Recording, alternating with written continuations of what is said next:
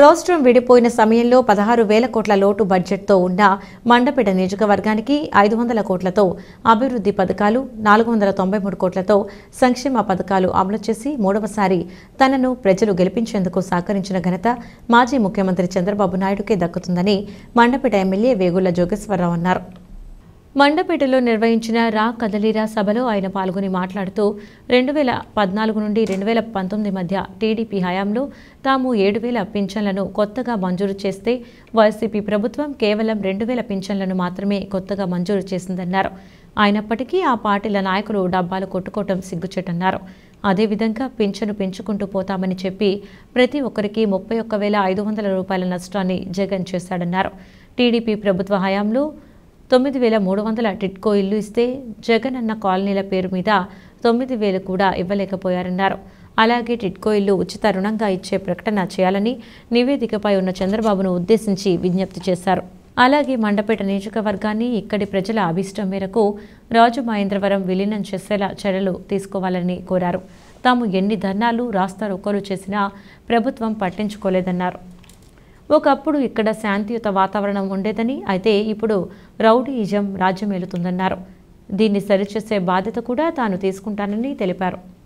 ఈ రోజున మన మండపేట పట్టణానికి ఇచ్చేసినటువంటి తెలుగుదేశం పార్టీ జాతీయ అధ్యక్షులు పెద్దలు పూజ్యులు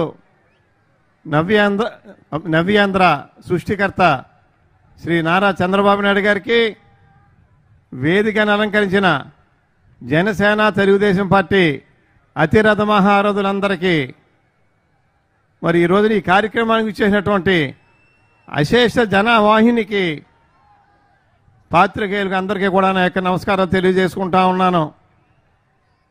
మరి మీరందరూ చూశారు, గత పరిపాలనకి ఈ పరిపాలనకి తేడా మీరందరూ చూస్తూ ఉన్నారు.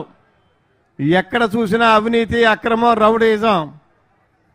మరి దీన్ని అరికట్టాలంటే మన చంద్రబాబు గారి నాయకత్వంలో, శ్రీ పవన్ కళ్యాణ్ యొక్క నాయకత్వంలో సంకీర్ణ ప్రభుత్వం ఏర్పడాలని చెప్పి మరి ఈ సభాముఖంగా మిమ్మల్ని అందరినీ కోరుకుంటూ, ముఖ్యంగా వారు చేస్తున్న తప్పుడు ప్రచారాన్ని మనం ఖండించవలసిన బాధ్యత కూడా మీ అందరి మీద ఉందని చెప్పి తెలియజేసుకుంటూ 2-3 విషయాలు చెప్పదలుచుకుంటా ఉన్నాను.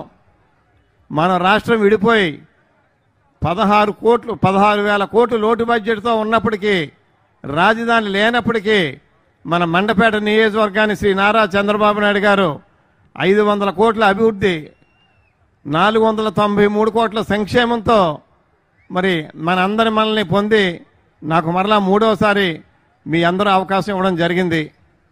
అంతేకాకుండా మరి పెన్షన్ విషయంలో అయితే ఒకరు చనిపోతేనే తెలుగుదేశం హయాంలో ఇచ్చేవారు.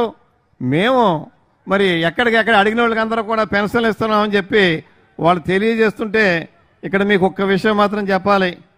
ఈ పెన్షన్లకు సంబంధించి మరి మన తెలుగుదేశం 2014 నాటికి మండపేట నియోజకవర్గంలో 26,009 పెన్షన్లు ఉంటే, తెలుగుదేశం ప్రభుత్వం దిగిపోయే నాటికి దాన్ని 33,344 పెన్షన్లు పెంచాం. అంటే 7,300 పెన్షన్లు.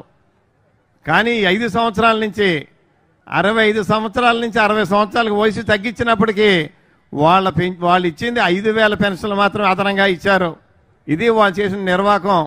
అంతేకాదు 200 రూపాయల పెన్షన్ 2,000 రూపాయలకు తీసుకెళ్లిన ఘనత మన చంద్రబాబు నాయుడు గారిది. అయితే వాళ్ళు హామీ, జగన్మోహన్ రెడ్డి గారు ఇచ్చిన హామీ 3,000 రూపాయల్లోకి పెట్టడానికి 4 సంవత్సరాల 8 నెలలు పట్టింది.